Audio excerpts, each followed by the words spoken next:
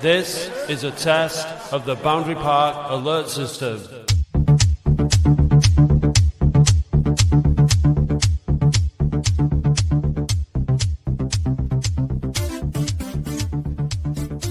Hello and welcome to the Boundary Park alert system with me, Matt Dean, who is about to sneeze at the most inopportune time possible. Brilliant. Didn't sneeze through the whole preamble, but yeah, there we go. We kick off. I'm not going to edit it out. I'm going to leave it in. Normal service is resumed. Andy is back. Hello, Andy.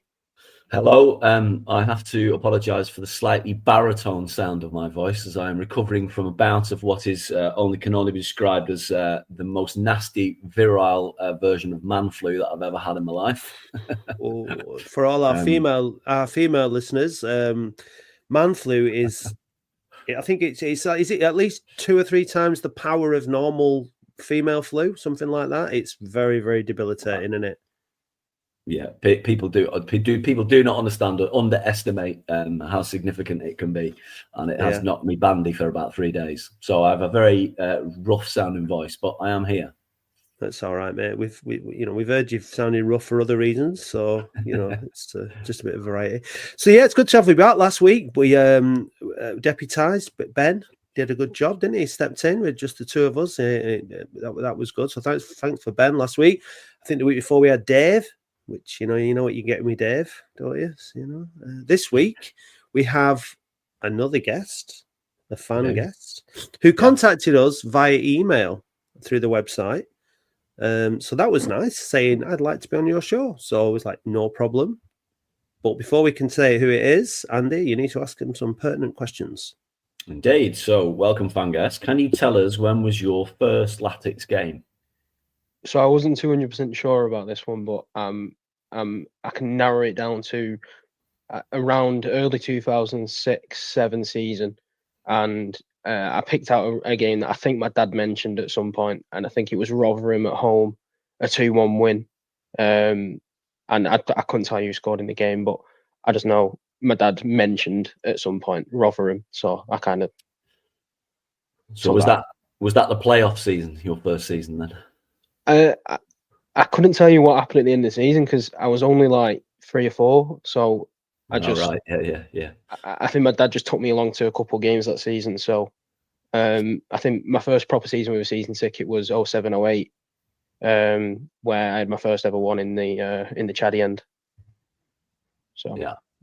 I think your first season was our last attempt at the playoffs, and maybe it'd be nicely bookended this year, hopefully, with another go. Can you tell us who was your first favourite Latics player? I'll probably say Jack Byrne, because I just like the way he played. Like he was one of them players that you look at and you go, he's got something different about him. And I also like a good midfielder as well. So, but it was a bit of a shame how it ended. But in that season, even it was a season when we went down. He was on fire though. So. One of my favorite. He definitely had some ability, the boy, didn't he? We're such in free fall and managed badly. Then we didn't get the best out of him, really. Can you tell us your favourite Latics related memory? I gave it a bit of thought, and you've got your obvious ones like Fulham, Liverpool, and all that. But I'm gonna go with one a bit more surprising. It was Leyton Orient this season. I know we lost, but obviously I've only had a short time watching Oldham, but the feeling at the end of the game where everyone in that stand was all in the same mindset that we're going in the right direction, and that's all you can really ask for, because you lose 2-1 away from home against a League One side, but we took him to the end and we only really lost because of 2 really decent goals in a bit of freak moments, and it was a good game as well. I ended up missing half of it because I was on the sports coach that broke down halfway through, so we ended up turning up at half time with Frank at the gate going, get in. So it was a good day. Yeah, it was a good day out, that, wasn't it, Matt?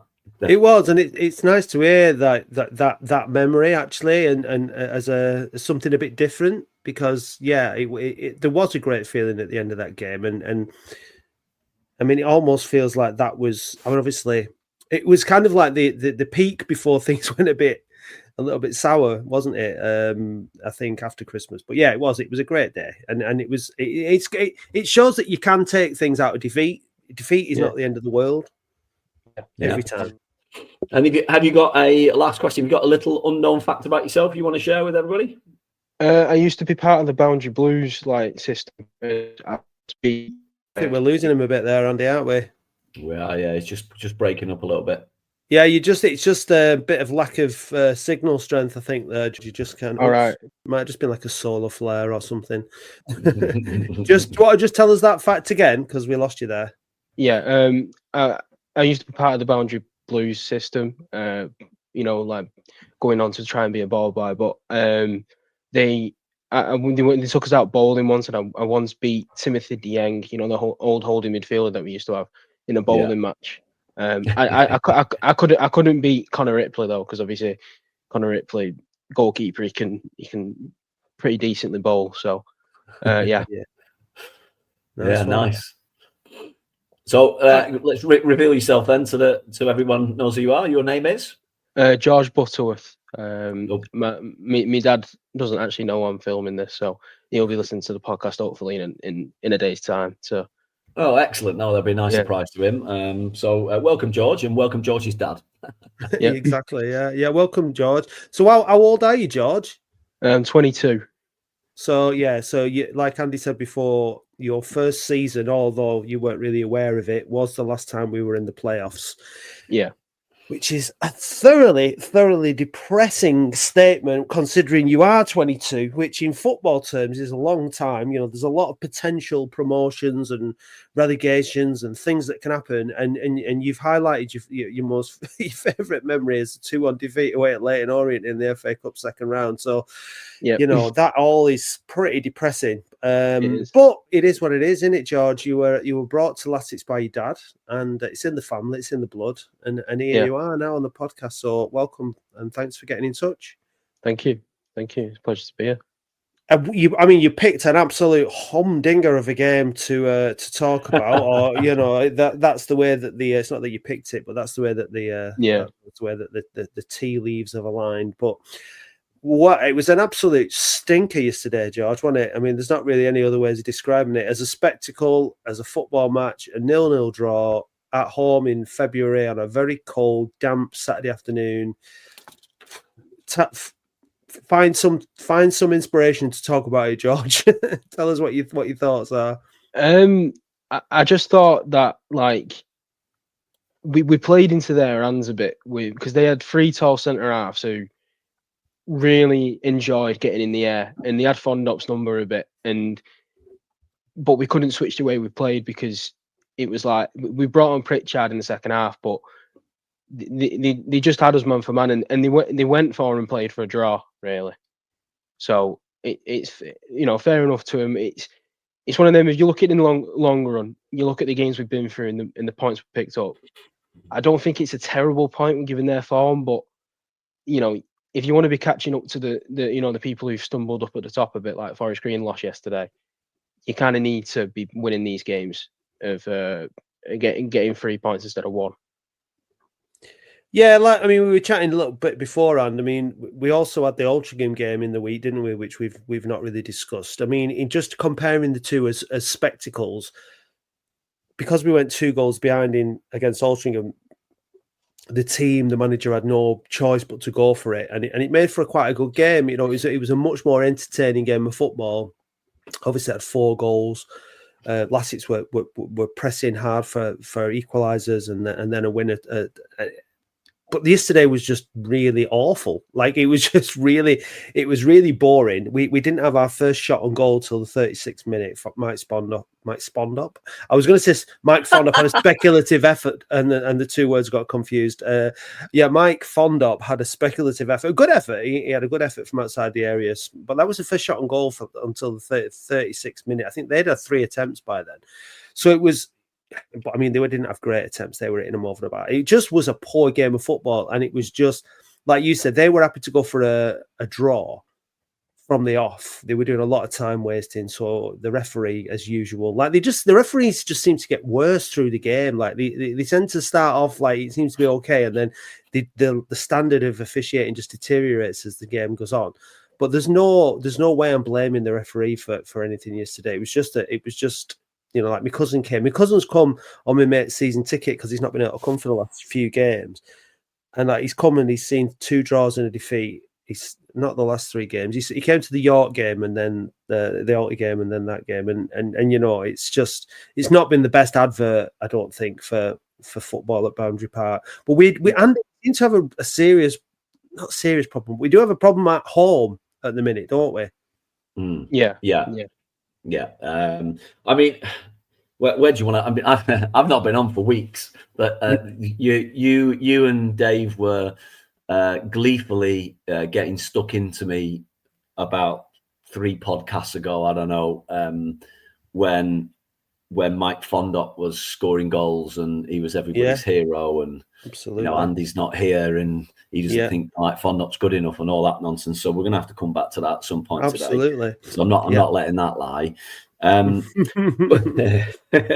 But I think for me, like when everyone's heads were coming off, when Clucas and Stones were going, remember those 2? Kind of forgotten about now. No one's really talking about them. That's how quickly yesterday's news disappears. When everyone's heads were rolling and falling off about that, and everyone was like up in arms and throwing a paddy, I was just trying to remain pretty calm and thinking to myself, well, let's see what the recruitment looks like. On balance, Melon's recruitment's been pretty good from the summer onwards. He gets some wrong. You're never going to get them all right. Let's see what it looks like. And maybe in about the end of February, you might have a good idea of where we're at. And then we run into February, late January, February, and we go on this run of 3 back-to-back away wins. And all of a sudden, we're prime Brazil again to some people. And you can see everyone go, oh, it's amazing, it's brilliant. And you're like, well, I was at Solihull, so I watched it with my own eyes. I watched Rochdale on the TV. Rochdale was a good battling away performance, but it was no vintage display. Solihull was pretty rubbish to watch. With 90th minute winner at Fylde, these games could teeter, draw, defeat, win, literally on a knife edge. Every single one of them, and it is like a toss of a coin whether you come out of them at the end. They're all tight. We're not beating anyone up. We don't look like we're brilliant in any game. And the sort of approach that Melon's taking with it, which is, we're tight at the back. We try not to concede. And we play this long ball. We play this long diagonal ball, and we try to pick up knockdowns and what have you. I think it probably suits us away more than it does at home, potentially, because when we're away, the home team are sort of encouraged to try and attack us a bit, so it gives us a bit more space to play that. When we're at home, when we're at home, teams sit back and defend against us, so we find it hard to break teams down. But this is what it's going to be like between now and the end of the season, isn't it? This is it. This is the way we are. This is the way we are going to be all the way until May. And however long that season lasts, this is it. Yeah. This is Melon's style, and we're just going to have to lump it. George, though, yesterday, I mean, according to Paul Prendergast on Twitter, here, he's saying 30th league home game under Micky Melon. We've won 10, drawn 11, lost 9. So that's a really inconsistent home record, isn't it? It's it's virtually, win 1, lose 1, draw 1, win 1, lose 1, draw 1. It's virtually as regular as that. I think Andy's right. I think our style of play suits us better away from home. Why can't we, George, play with the intensity that we need to, do you think, at home and take the lead and take control of games? The way that we played against Altrincham when we were behind is how we started the game against Forest Green, if you remember. Really high intensity. When we went behind against Gateshead, we increased the intensity and got back to a 1-1. We seem to just let the opposition gain confidence, gain momentum, and struggle. Why can't we? What do you think we need to change the way we play at home, George? Or I mean, because it's obviously not working, is it? I think the five at the back works better when you're away from home, but he plays the same way, and then the key point of Altrincham was that first half we were okay, but we weren't probing enough, and then he made the triple change, and then he played a back four and played Caprice going more advanced as a winger, and he played like a 4-4-2, and it helped with creative wise, because I know Kay gets a lot of stick, but he was able to stretch that defence a bit more to then get the gaps in for Norwood to run into. And it maybe he needs to start looking at starting off with a four at the back at home. If you need to control the game and you need to go at the team, like some of the best performances we've seen this season against like Tamworth and Boston, and that was because our system worked against theirs. But when you're going man for man on a five at the back versus five at the back, like Sutton did yesterday, it's not going to work well, because if Fondot can't win your first headers and then you're not winning your second balls, then it's always just going to get recycled, and then you're never going to get your foot on the ball, or you're never going to get the ball into the box. And even at times like Kitchen had some time to drive at his defender, and he didn't choose to do it. He chose to play it back to Pet, who Pet's been probably one of our best players in the last couple of weeks. And I mean, it showed when he came in against Altrincham. He just put his foot on the ball and kept it on the floor. But we're overlooking the midfield a bit at home, at least. 100%. Away from home, it works, because you're not expected to, dominate possession or create the most chances. But at home, when you've got like 5,500 fans who are expecting a result, and then then it only starts. Are we going to just another solar flare, George? Yeah, Over where do you live, Royton or something? Yeah, Royton. Yeah, a lot of solar activity over Royton. Yeah. Sorry, I think you're right, George. I think like I've been, obviously we have to comment on this every week, and there's been a lot of sort of like I think it all just comes down to what your nature's like in terms of how you assess things and how you look at things. Like me and Andy and Dave are all different, and Dave's far more sort of reactionary, and in the moment, me and Andy have got a sort of slightly sort of, we tend to step back a little bit. But I think after the away performances and the points that we've had on the road, and going to all those games and seeing how we grind out that result, I think that you can't argue that it's effective. But then when you come back to Boundary Park, and I think with the expectancy of the fans, the way we're playing now is counterproductive. It's not good. Like, it's all very well us putting those balls up to Fondot for him to win the header, but 5'6", 5'7" Billy Waters against those giants at the back, he's never ever, if Fondot's heading balls on and they're going into the air, he's just not going to win them. He's only going to win them if he's getting over them and heading them down, and that's probably 1 in 5 at best that he actually gets over it and heads it down. Yesterday, Josh Lundstrom was overlooked every single time. When the ball was in behind him, Pet or whoever it was, they played it over his head to Fondot or looking for Waters. They weren't playing the ball through the lines, and we weren't. Josh Lundstrom will get on the ball, he'll turn and he'll run. And I think you're right about Josh Kay. He's got his faults, but when he gets on the ball, he will drive and he will turn and he will put defenders on the back foot. And that's what we need. That's what we're lacking at home. And I think that I don't want to call Micky Melon naive, because he's not naive, but it's the definition of madness, in it, trying the same things over and over again and it not working. And I think that there needs to be a change of tact at home, because the atmosphere yesterday was very flat from the start, and the style of football and the way that the team played didn't get the crowd going at any stage during the game either. And that's we've had this conversation. Micky Melon's acknowledged it himself. It's a two-way agreement. The team have got to give the fans something, and the fans will respond in kind. And at home against teams like Sutton, with all due respect to Sutton, they're teams we should be beating. Aldershot we should be beating. Okay, we lost against York, whatever, that's fine. Altrincham, we shouldn't be putting ourselves in a position where we're 2 goals down. We've got to go and beat teams at home, and that means we've got to attack them and get the crowd on side and use the advantage of the big stadium and the relatively big crowd and the potential noise that we've got to our advantage, and we're not doing it.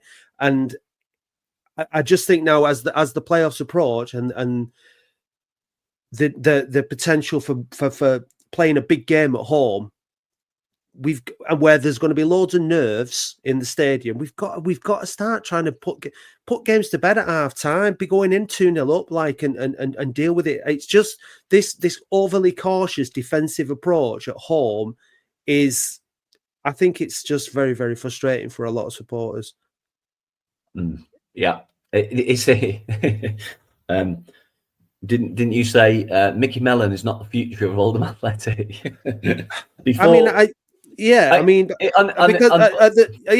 the time, I think in terms of trying to build, where I was coming from when I said that was, I think in terms of trying to build a football club that is developing young players and an identity and a style of football and is exciting to watch and all that kind of stuff.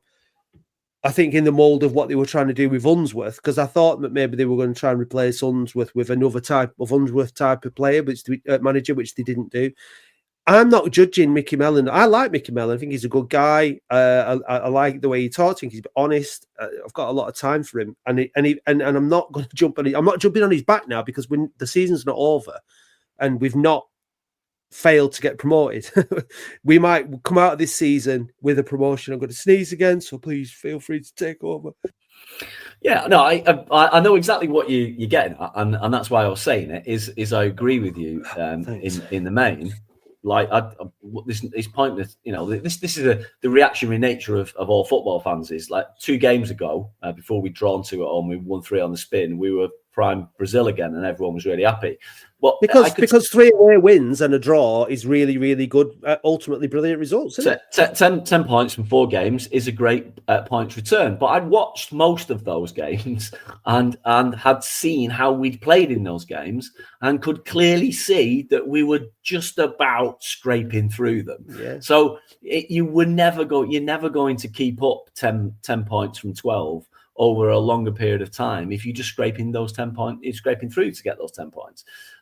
So it was inevitably going to end up with us drawing a couple of games. And so I'm just not surprised. For me, like, I don't want to change managers every 5 minutes. And Micky Melon's got a contract for another year. I'd like him to see that contract out. But the point that we're sort of debating here is Micky's style of football can be quite a difficult watch.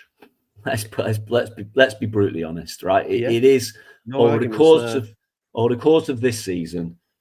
You can count on the fingers of one hand games where you've come away and thought that was thoroughly good, entertaining game. You come away from it thinking that was an hard watch, but we got 3 points, so it'll do. Yeah, back to the pub. Now. That's fine, especially given where we've been over 30 years and George's entire lifetime. That's fine if it's working, but we do need to see. We do want to see some identity and some progression and something we can all unify and get behind. And even when we get beat, everyone understands what we're moving towards.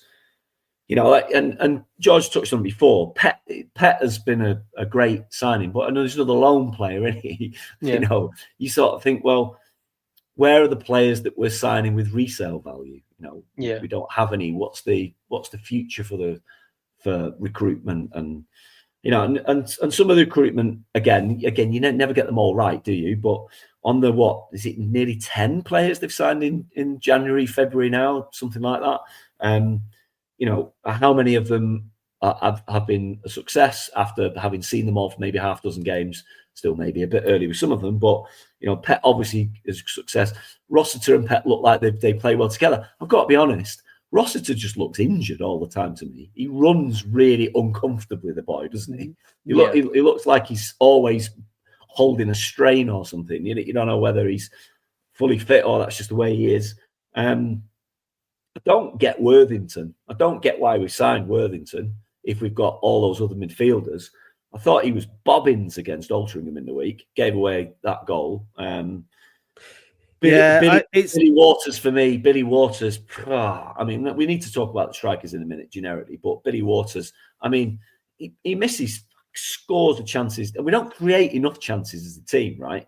So we don't create loads. So when we do create, we need him to put at least 1 out of 2 away, and he's a 1 in 4 opportunity man, isn't he? Yeah, but I mean, this comes back, doesn't it, George? I think to how we're playing, the style we're playing, and like you with the points that you made before. Because like yesterday, right, James Norwood's back, right? He's back in the squad. He's back in the game. I'd start him on Tuesday against Maidenhead. Now, when James Norwood is on the pitch, the objective should be to play the ball to James Norwood on the ground for him to run onto into the box to get a shot away on goal, because 9 times out of 10 it'll at least hit the target. And then Fondop and Pritchard or whoever it is, so positives from yesterday was the goalkeeper made a couple of good saves. Kicking's probably not the best, but he looked pretty good. Pritchard, when he came on, I thought was really lively and worked really well around Norwood. And Norwood, who actually looks, considering he's been out for a while, he looks pretty sharp and he looks pretty on it. But so the objective has got to be, and the same when Waters is on the pitch, is to get the ball to their feet for them to run onto, to face the goal and get shots away. And I thought Leak has been a good signing. I thought yesterday when he's another player who can drive forward with the ball. But he had the opportunity yesterday to play Norwood in, who had made a really good run, and he didn't. He kept going with it into the box, and he ended up losing the ball. But the objective has got to be get Norwood on the ball for him to shoot. We don't shoot enough. When was the last time we scored a screamer? And how many screamers have we scored this season? Hartlepool away. Yeah, it was Josh Lundstrom. Yeah. But prior to that, can you think of any goals that we've scored from outside the box? Well, I mean, outside the box, probably not. But that goal in the week, Norwood's dummy, Fondop laying into him, left foot shot, was a great. It was a great goal. Yeah, but we don't shoot enough, do we? The midfield don't shoot enough. No. We're not getting enough. Probably Sharon. He was the only one who wanted to actually have a bit of a dig from outside the box. He was, yeah. That was like one of his strengths, wasn't it? He chipped in with some goals, but I mean, we're not. It seems to me that we're not playing to our strengths, especially at home. We've got to be getting Norwood on the ball. He could be the difference. He showed me that goal against Altrincham. What a cool goal that was! What a great finish it was. So, what would George? You go to home games, you go to away games as well. So, are you happy with it away? And would you make what you've already said about the 4-4-2? What would your team be at home? How would you do it all being well? Well, obviously you got the new keeper in, and then it'll probably be right now it'd be Sutton playing on that right, but obviously when Ogle comes back, it'll be Ogle right back, then your 2 centre halves of Leak and Raglan, and then your left back of Kitchen, and then you'll have on the right hand side obviously Caprice, your 2 midfielders with Pett and Rossiter, and then on the left people would hate it, but I would start Kay on that left, because he'll just bring in a lot more people than, like, say if you play Kitchen on that left, because he's only left-footed. Kitchen, he can only use his left, and then you play your 2 strikers of probably Fondop and Norwood when Norwood can play. If not Norwood, then Waters. That's how I'd play at home. I'd just play a box standard 4-4-2, but it'll work because we'll get the ball into the players that we need to get the ball into, like Norwood or even Pett to his feet. Instead of playing it over Pett, then Pett has to play off the flick on or even the lost header. You're not in control then. You need well, sometimes you need to keep your foot on the ball, but sometimes you can be effective in playing long ball, but we're not being effective at home, at least. Away from home, you can't argue with what I think. I think we're given. I think Forest Green have got one more game away from home, and if they win that, they'll have the best away form in the league via goal difference. I think it's like 30 points. We're on 30 points after 15 games. You can't argue with that away form. Like that's away form of a team that will go up. But if you can then bump up that home form, which has been a bit poor, really, if you think about it. But you build on a good home form, but we can't build on that. Really, it's been the story since this season. Like you said, with the away form being as good as it is, the home form hasn't really improved a great deal this season based on the last 2 seasons, and it's a mentality thing. We've said it a number of times. When we've had the big occasions at Boundary Park, we've bottled it. Other teams raise their game because they come into one of the biggest stadiums. It's famous stadium. It's hosted famous cup upsets and all kinds of things over the years. So it's a big deal for National League players who may have been playing in, if they come up from National League North or South a couple of seasons ago, they could have been playing at like Chaddy FC or something, and then all of a sudden they're at Boundary Park in front of a big crowd. So it's massive. So we're not earning the right again to win these games, and it's really frustrating. I don't know about that lineup. I'm not too sure about that, but I think that for me, I think yesterday Rossiter and Pett didn't control the midfield. They didn't get the ball on it. They didn't dictate the play. Let's have a listen to Micky Melon, because I've not actually heard what he's had to say yet. I tend to wait now until we do this. Micky, first that was frustrating afternoon. Yeah, I mean, to be fair, I don't think we showed enough quality in moments to create many or any chances. That was what we would have to say. When introducing an Norwood and Pritchard come on, we looked a wee bit closer to what we are.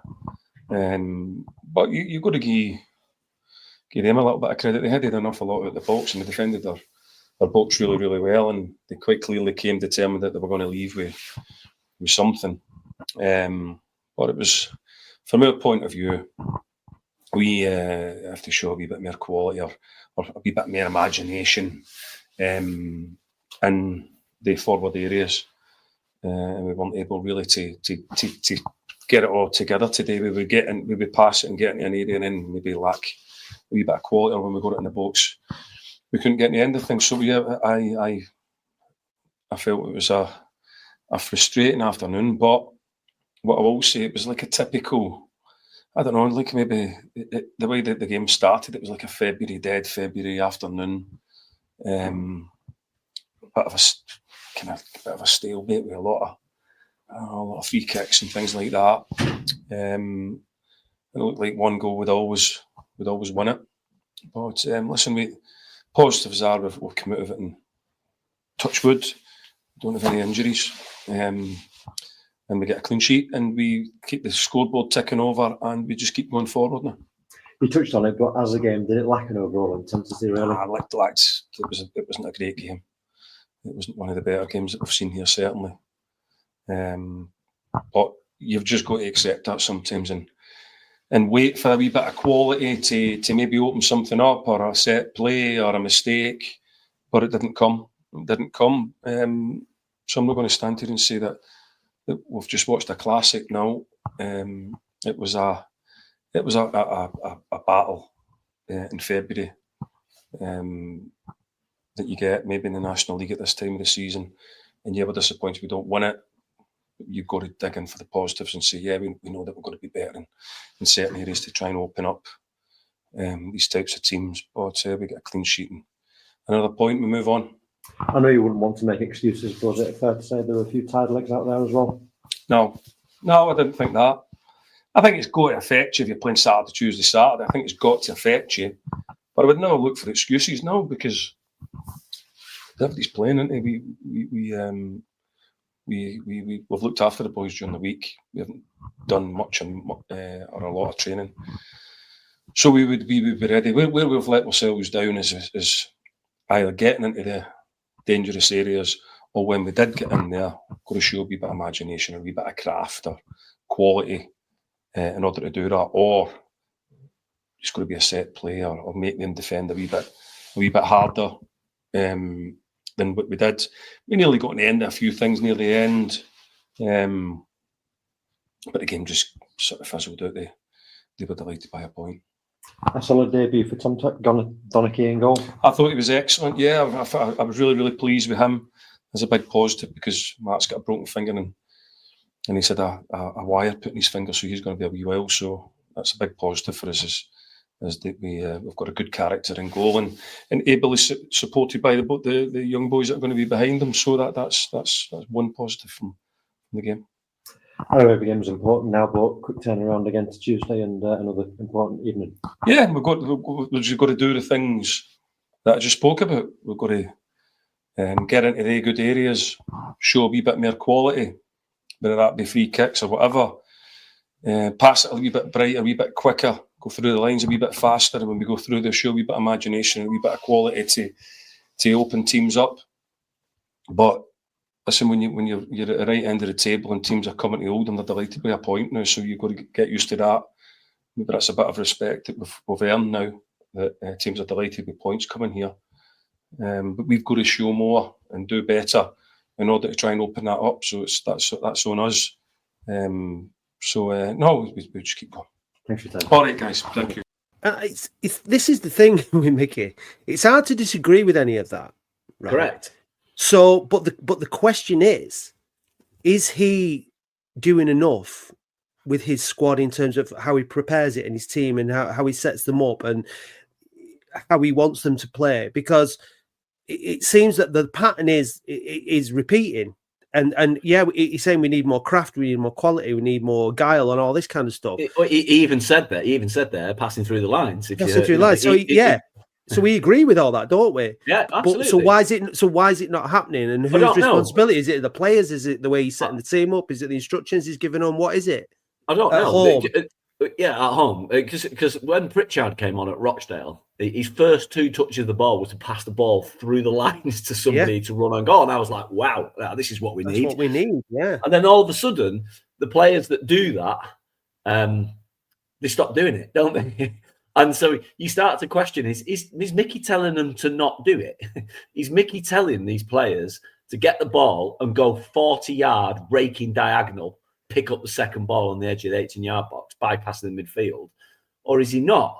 Is it the players that are stopping doing it for fear of making a mistake? Or it's difficult to put your finger on, isn't it? Because it doesn't sound like in that interview that he's barring them from trying to put the ball on the deck. But players like Pritchard and Pett look like they've got the ability to thread the ball between gaps to create space.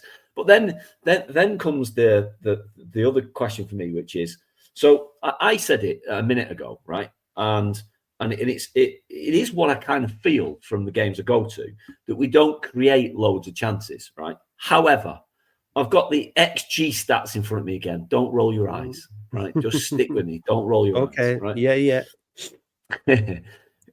Who in our league has got the highest in-game XG stats? Who do you think? What do you mean by that exactly? Expected goals per game. Expected goals. Gates said probably. No, it's Barnet. So Barnet are on 1.8 expected goals per game, right? Right. And I won't go through them one by one because it'd be boring for listeners. But so Barnet at top, York and Gateshead on 1.6, and we're on 1.55. So we're fourth. We're fourth. Which is exactly where we are in the league. Exactly where we are in the league. But with our expected goal stats are the 4th best in the league. So are we not creating chances, or are we creating chances and not taking enough of them? And that then comes for me back to the, have we got strikers that are good enough to take the chances that we do create to win us the games? And so, it's a funny one, isn't it? Because when you watch the games, it doesn't feel like often we're dominating and creating loads of chances. Because I do want to get onto the striker thing, right? So just bear with me a minute. If I look at the years we've been in this league, because I'm not paying attention to years before, or just before, actually, 21-22, which was the year before we came into it, Paddy Madden for Stockport played 43 games and scored 23 goals. Paul Mullin in the same year played 38 games for Wrexham and scored 26 goals. In the first year we were in it, Paul Mullin played 46 games, every game for Wrexham, and scored 38 goals. Macaulay Langstaff played 45 of Notts County's 46 league games and scored 41 goals. And then last season, Will Grigg played 38 games for Chesterfield and scored 25 goals. Now, Fondot's our top goal scorer on 14. He might get to 20, but he isn't going to get well into it because he's just not in the same class as that list of strikers. Well, he was never meant to be James Norwood was supposed to be the guy coming in to score us 30 goals, wasn't he? He's not fit enough. He won't play you. He won't play 38 games a season. That's the problem. Actually, James Norwood's goals per appearance record this season is probably better than anybody else. It is better than anybody else. Just doesn't play enough.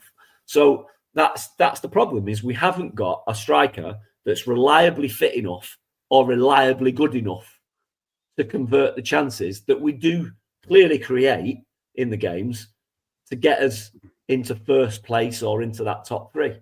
That's just looking at the top four now. Barnet at top of the league, they've scored 63 goals. York have scored 59. Forest Green have scored 50, and we scored 49. So now, Forest Green, I just want to talk about Forest Green for a minute. So Forest Green got beat, didn't they, yesterday at Braintree, right? Now, on the XG, Forest Green are miles off. Absolutely miles off. They're something like 9th. And in fact, I should have got up with Forest Green's results. How many times have you seen Forest Green score a 90th minute goal this season, either to win it or to got to be half a dozen, right? So for me, Forest Green are doing what we've been doing. Is they've been teetering on the point of not getting points and then just about squeezing some out of the games, so wringing every last bit out of it. It feels like Forest Green might not sustain that. So it looks to me like Barnet and York will be the two that will end up fighting for the title. I think so. Forest Green, I mean, it's virtually identical with us and Forest Green. They've won 17, we've won 15. They've drawn 11, we've drawn 11. They've lost 3, we've lost 5. So it's really tight. The other two teams, Barnet and York, have only lost 5. We've only lost 5. It's all very, very close. The only thing that's massively different is that, like, Barnet's goal difference is twice as good as ours. Literally, they've scored 30. They've got a goal difference of 32. We've got a goal difference of 17. So, like, I think it all comes down to what we've been talking about, and that's how we play at home. If we can. I don't think we're creating enough chances. Having said that, if you think back to Aldershot, we had plenty of chances, we didn't take them. Against Alty the other night, we played plenty of chances. There wasn't loads of chances created yesterday, but obviously these stats are over a whole season, aren't they? But I think the difference is, if we are going to catch the teams above us, which I'm thinking not, I'm thinking we're probably going to finish 4th. I think we can still catch Forest Green. We do have to play them, but we are going to have to do something about our home form and how we play at home. And I think Tuesday night, now looking forward to Tuesday night, that's the key. I think he's got to do something different. We're playing a team whose away record is absolutely abysmal. So all of a sudden, everyone's just rolled their eyes and gone, "Oh no, typical Latics, here we go," and all that. So, but we can't afford to let that happen. We've got to get 3 points. So, who do you start up front on Tuesday night, George, against Maidenhead? I'll probably go with Fondop Norwood. Because it's either that or Fondop and Waters, because you don't have another target man. Because I don't think he'll change it. I think he'll stick to what he's got, which, give or take, it might work against him. It didn't work early in the season, didn't we? Weren't we, like, wasn't it one where we were 2-0 down in that one, or 1-0 down, or whatever? I can't actually remember the game, but it was a bit of a poor game, and I feel like it'll be very similar. I think it'll be if we're going to win, I can only think it being like a 1-0, 2-1, close job. Yeah, you're not selling it to me. I think I'll find something else to do on Tuesday. I know. You're right. You're right to think that way. I mean, there's not much ground for optimism, but that's why I think we've got to start the game with a very different mindset. I mean, personally, I'd put Pritchard in. I'd play Pritchard in behind, because look, will he change the formation? I don't think he will. I think he'll play the same back three, and he'll play the wing backs the same, I think. But I think I'd put Pritchard in instead of Lundstrom. I'd put Lundstrom on the bench because I don't think he played particularly well the other day. And I'd try to be playing through the lines a lot more and moving the ball quickly. Get the ball to Pet as much as you can, because his first instinct. Pet is one of these players, and I don't know why there aren't more of them, because it's pretty logical, but you have to know where you are on the football pitch, and you have to know who's around you all the time. And Pep does. When he gets the ball, he already knows where he's going to play it. So he's not dilly-dallying. He's not thinking. He gets the ball, he has a good touch, and he moves it on quickly. And then the rest of the team can move. And so that's got to be pivotal. Like, we've got to get the ball to Pep. We've got to give it. And we've got to start getting players ahead of the ball. We never do. We're always chasing it. We're always running after the ball. We're playing the ball first, and then we follow. And to say that we play that way, we don't get enough bodies forward, and we don't cause enough havoc in the other team's penalty area. But we've got to start doing it differently. We've got to start getting players ahead of the ball, turning the defenders, getting them on the back foot. Because the problem is, again, we come back to this pace. We don't have any pace, do we? So when teams come at us, we can't hit them on the break. We've got no pace.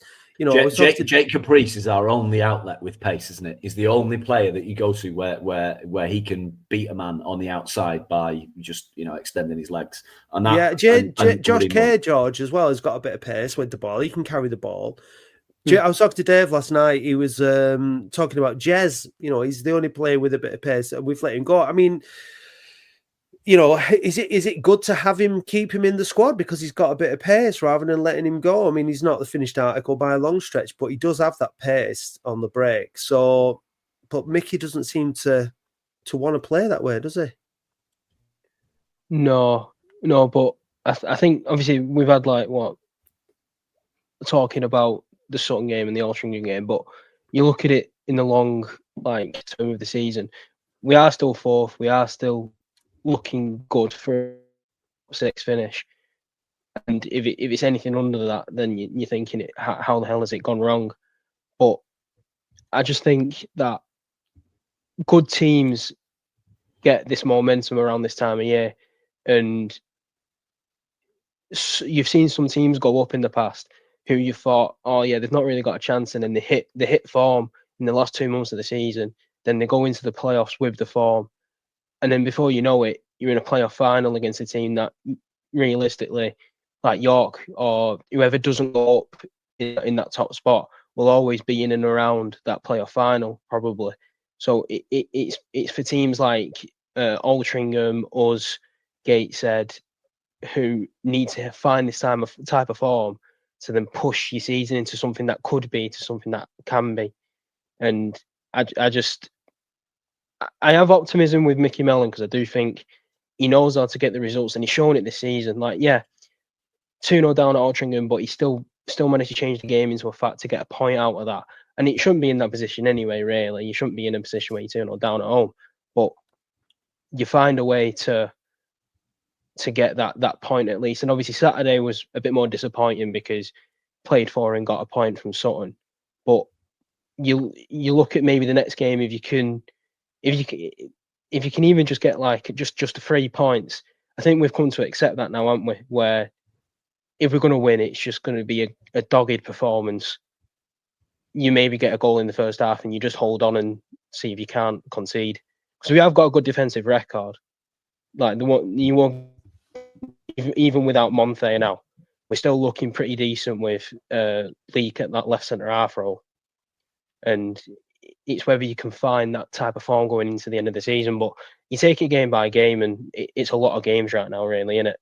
Or is it 7 in the last 2.5 weeks? Yeah. Something like that.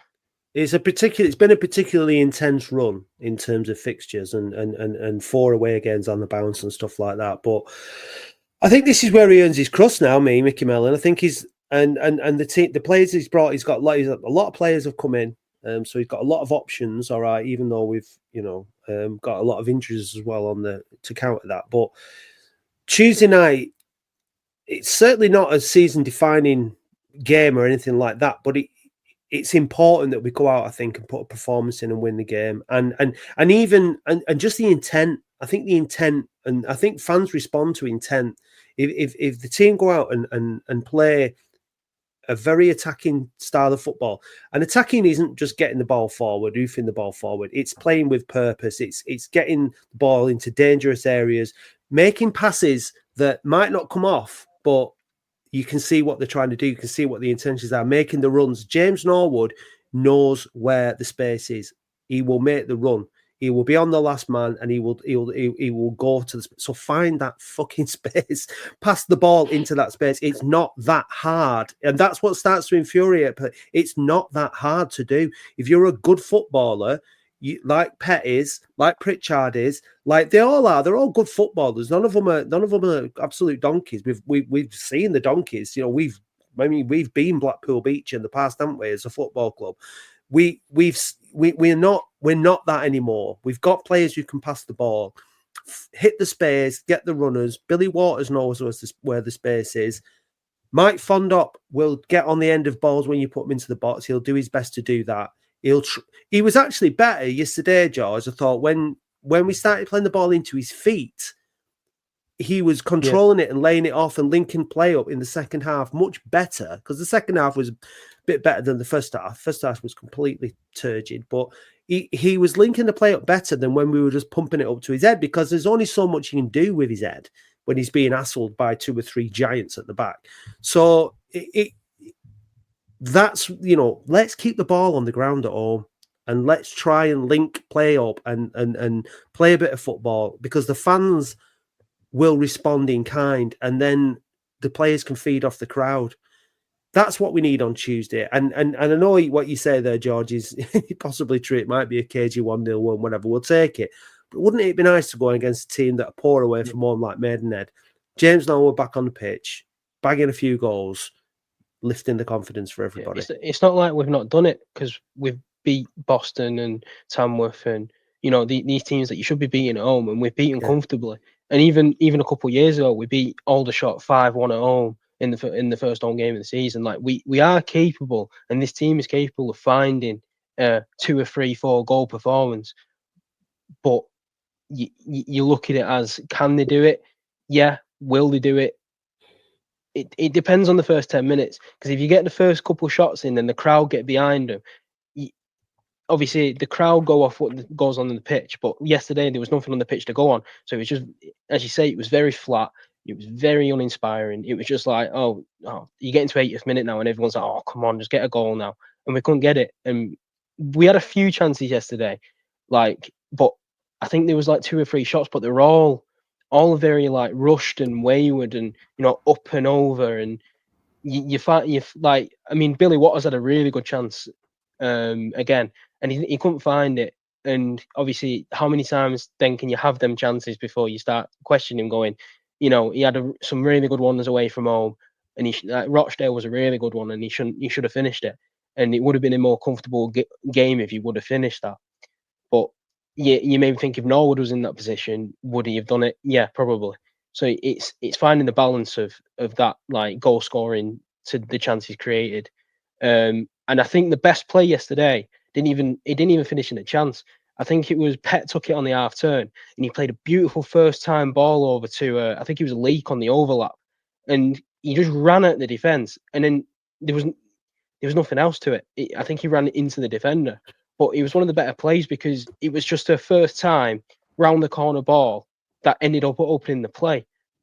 But you find that with if you play it on the floor, as you said, and if we can play it on the floor against Maidenhead, which we should do, because as you say, they've not got a good away form.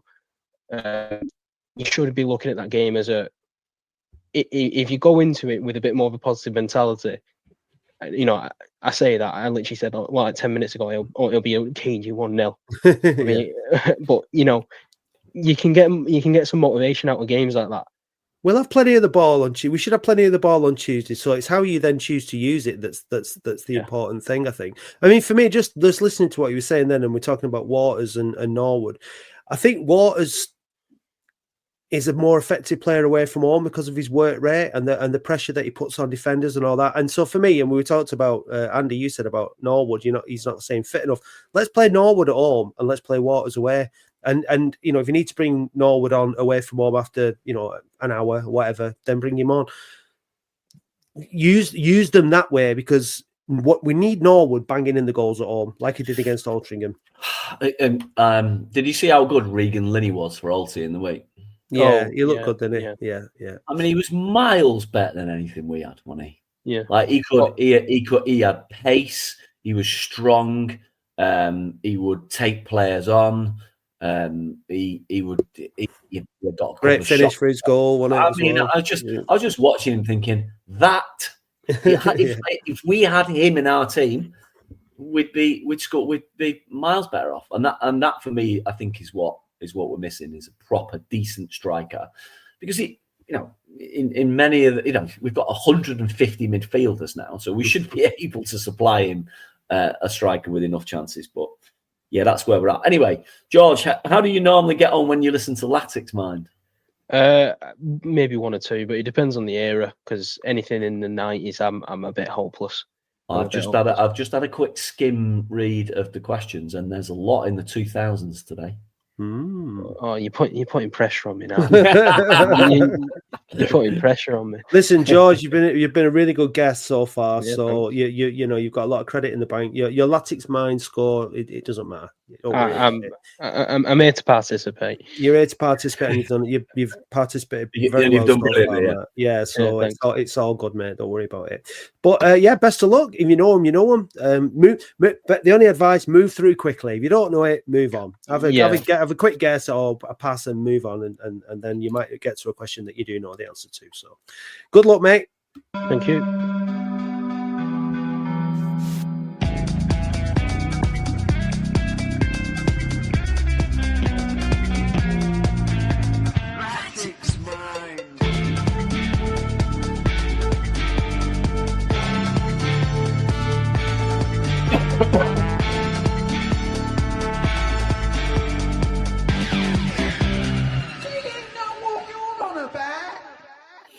Who was Latic's kit manufacturer between 2008 and 2012?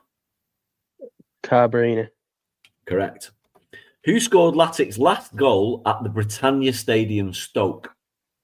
Lee Owen. It was Lee Duxbury. Hit it with a Lee. What has been Latic's heaviest defeat in the National League so far? Notts County away. It was 5-1 at Wrexham in April 23. Who scored Latic's last goal at Anfield? Robbie Simpson. Correct. Which non-league club did Frank Bunn end his career at after he left Latics? Chadderton. Radcliffe Borough. Who scored Latic's last goal at Blackpool? Pass. Which goalkeeper played in the first leg of the playoff versus Queen's Park Rangers in 2003? Paul Gerrard. It was David Miskelly. Who scored Latic's first goal for over 100 years in an FA Cup qualifying game versus Chester in 2022? Fondop. Correct. Which Scouse defender did Latics that left Latics to sign for Bury in 1998? Pass. Who did Chris Killen score for against Latics while on loan there? Shrewsbury. Wrong, it was Wrexham. What colour was Latics away kit in 2011, 2012? Was it the luminous green one? Like the yellowy? Yeah, it's tricky though, isn't it? It was black that year. All right. But I'll tell you what, you did pretty well there, didn't you? You got 3. I'll decent that, isn't it? Yeah, decent that. 3. Right, passes, Matt. You fancy have a crack at the passes? Although you must have seen the questions now. No, I haven't. I got 3 then. Yeah, it was pretty good. Got 3. Right, so passes. How many were there? 2 passes. Who scored Latic's last goal at Blackpool? Don't know. Shefty Cucci? No, it was under Shez when he only named like 2 subs out of frustration at the players that he got. And it shows you who was in the side at the time. It was Darius Osei. Right. When was this? Was this when they were in League One with it, and we were in League One? Was it that season, or when was it? Was it? I know. Was it 2? That's a good question. Was it when we were coming? Weren't they in League Two? Hadn't we? Are we? Oh, that's a good question. I'm gonna have a look at that in a minute. I mean, how are you going? Can you hope to get it right when you haven't even got the faintest idea what year it was in? You know what I mean? When I have no idea. Didn't they drop down to League Two at some point? They did. They dropped down to League Two before we did, but I can't remember whether they came back. Yeah, we definitely didn't play them in League Two because we were in League Two for 2 seasons, weren't we? And I don't think Blackpool were. So it must have been League One. Yeah, League One then. Yeah. Yeah. So Darius Osei, remember him? Right. No, not really. Not really. Which Scouse defender left Latics to sign for Bury in 1998? Scouse defender. 1998. I don't know. Steve Redmond. You know what? I thought Steve Redmond when you said it during the thing, but then I thought, is he a Scouser? Yeah, but he was the only defender I could think of at the time. Like, yeah, he'd been with us, but yeah, okay, Steve Redmond. Yeah. Anyway, hope you did okay at home. Beat your own personal best. So, well done, George. Thank you. Yeah, I reckon my dad will do that. So we'll. I'll ask him later on tomorrow. How did he do in Latic Mind and see if he beat me? You know. Yeah. Nice one. Well, I hope you enjoyed listening to George. Oh. George's dad. What's your dad called, George? Matthew. Matthew, was it? Yeah. Nice one. Right, yeah, another solar flare there, George. There's a lot of activity going on in Royton at the minute. So, yeah. It's because you're in the conservatory, you see, and all the exposed to all the solar flares. I know. It's the only place I can get some peace and quiet. Fair enough. So you fancy us for a 1-0 on Tuesday, do you? Yeah, 1-0. Dogged performance. Yeah, well, listen, feel free to give the phone in a call on Thursday night. Let us and analyse the game with us. Yeah, it's my birthday on Tuesday, and I just don't want Latics to ruin it for me. Will you be doing anything or like different, or will you be watching the game because it's your birthday and you get to choose what you do? But I think I'm going out for dinner with a wife, so I'll probably miss the game. No, well, as long as we get 3 points, Andy, that's the only gift that's all that matters, need, isn't it? That's all that matters. What if you had to predict an outcome for Tuesday, Andy? What would it be? It's going to be a tough, turgid, narrow victory. 2-1. Right. So listen, we don't know who, if any of the players or coaches, listen to our little podcast. I'm sure there's no reason why they would. But if you are, can we not have a turgid, narrow home victory or a home defeat? We don't want that either against Maidenhead. Can we just please show this division what we're about? We're Oldham Athletic. We've got some really good players. We're at home in the best stadium in the division.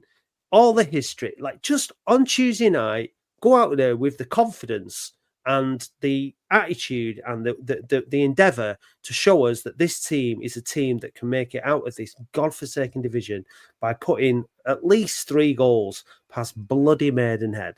Come on, Oldham, you can do it. Thanks for joining us on the podcast, George. Thanks a lot, Andy. And we'll see you all for the phone in on Thursday. See you later. Hey Dave, did you know that listeners can now buy us a coffee or any other kind of hot beverage? Ooh. What's your favourite hot beverage, Dave? A macchiato. And how do you like your macchiato? Black with lots of milk. Oh. No cream? No. Well, if you want to buy Dave a macchiato, then go to buymeacoffee.com/weareoldham. I'll just have a Nescafe. Oh. Thank you, listeners.